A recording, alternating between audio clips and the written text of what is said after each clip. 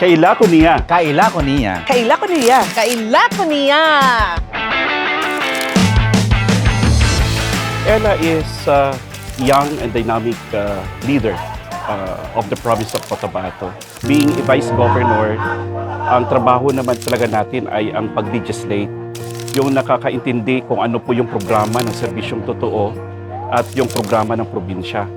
So, ang kailangan natin ngayon, mga bago, mga new breed of leaders na makapag-ambag ng mga magandang mga idea, magandang programa para mas lalo pa nating mapalago ang probinsya ng Cotabato.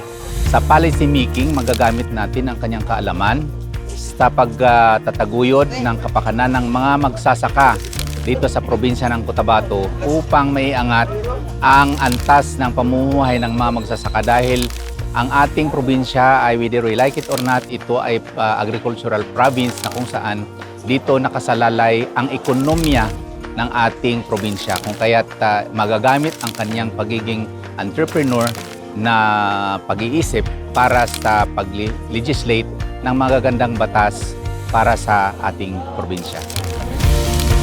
Because sa kanyang edad, naging CEO na siya ng isang kumpanya.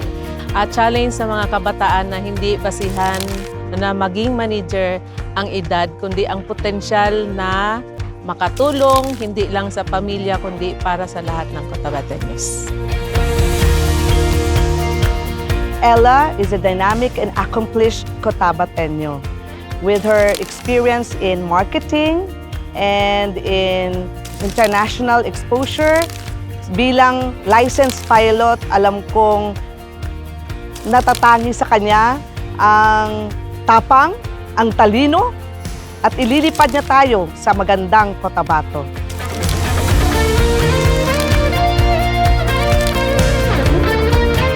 Kaila ko niya. Kaila ko niya. Kaila ko niya. Kaila ko niya. Ella, Ella, hey.